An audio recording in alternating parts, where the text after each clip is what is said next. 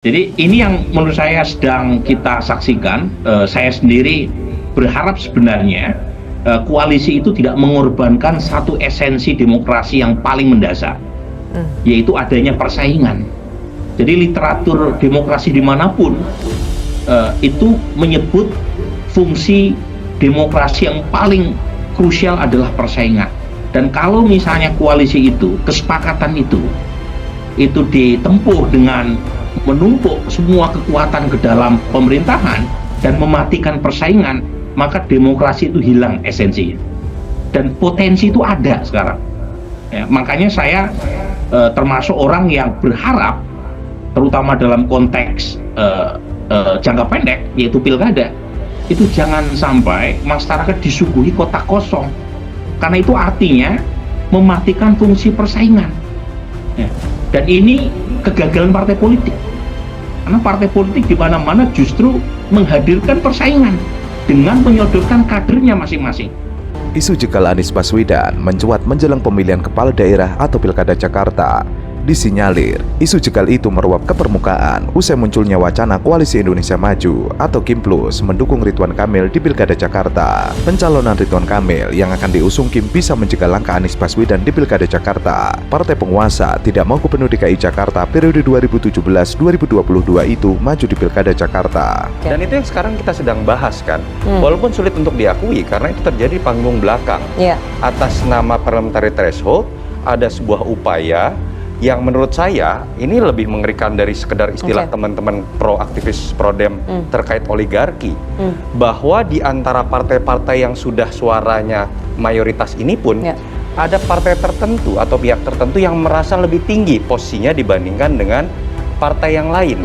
Dan kemudian di situ mungkin terjadi barter politik. Apa sih barter politik yang lebih tinggi dari nilai pilkada? Itu simple, porsi kue kekuasaan bernama kabinet. Jadi dibundling. Jadi semacam dibundling atau bisa juga berupa ancaman. Itu yang sulit untuk dibuktikan, tapi saya pikir dalam perbincangan kan itu yang sering jadi perbincangan. Anies tidak akan bisa maju karena sudah diblok oleh partai dan penguasa. Ridwan Kamil bisa melawan kotak kosong. Namun, nyaris semua elit partai politik membantah wacana pembentukan Koalisi Indonesia Maju Plus demi mencegah Anies Baswedan di Pilkada Jakarta. Adapun KIM Plus nantinya berisikan koalisi besar dari seluruh partai politik. Dengan begitu, KIM Plus berpeluang besar akan melawan kotak kosong dalam kontestasi di Pilkada Jakarta. Nantinya, KIM Plus akan mengusung Ridwan Kamil menjadi Cagup Jakarta 2024. Simpel saja kok, kalau bicara Golkar misalnya satu persatu. Apakah masuk akal dalam logika elektoral yang Jawa Barat nilai lebih besar, Ridwan Kamil pasti menang, lalu kemudian harus berpindah ke Jakarta, nilai elektoral lebih kecil. Lalu kemudian di sisi lain harus mendukung Deddy Mulyadi, yang tanda kutip pernah ada dalam Golkar dan saya nggak tahu terus hengkang ke Gerindra, betul atau tidak. Itu aneh dalam sebuah logika partaian. PKS kalau tidak mendukung Anies, apakah masuk akal dalam sejarah Pilpres mendukung Anies? Dan ketika dibedah di survei, yang paling mendapatkan keuntungan elektoral itu PKS dari Anies Baswedan. Nasdem, saya tahu sekali Bang Surya Paloh kemudian harus berkorban seperti apa dalam proses beraninya mendukung Anies, dan kemarin sudah menyatakan mendukung. Kalau tiba-tiba tidak mendukung, artinya kan ada sesuatu juga. Nah, itu yang menurut saya tidak pernah bisa kita buktikan, tapi menurut saya secara logika awam terlihat kok bahwa ada upaya secara top down yang kemudian ingin mengebiri suara dari konstituen, bahkan sekarang bukan konstituen saja, suara ketum parpol yang biasanya harganya sangat mahal, sepertinya sekarang takut oleh kekuatannya yang lebih besar.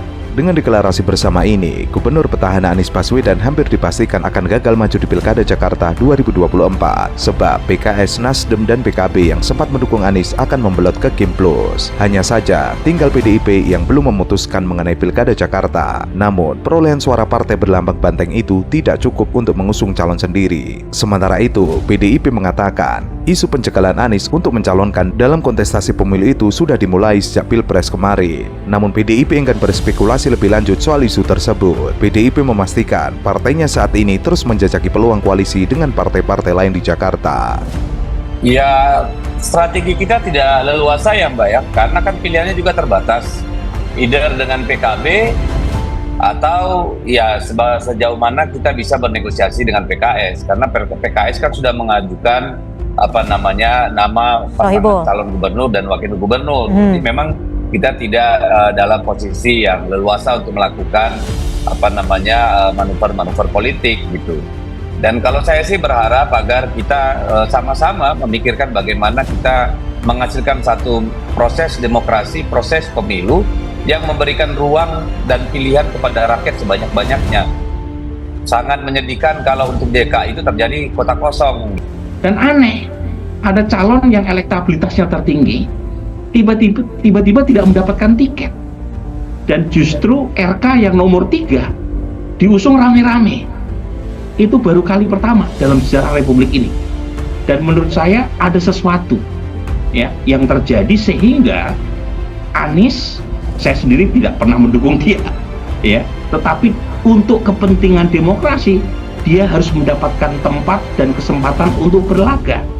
Dan sayangnya ada potensi dia tidak mendapatkan kesempatan berlaga meskipun elektabilitasnya paling tinggi. Jadi menurut saya berilah kesempatan dia berlaga dan kalahkan ia di kotak suara. Dan itulah ya cara paling ksatria dan demokratis dalam rangka menciptakan iklim demokrasi yang beradab.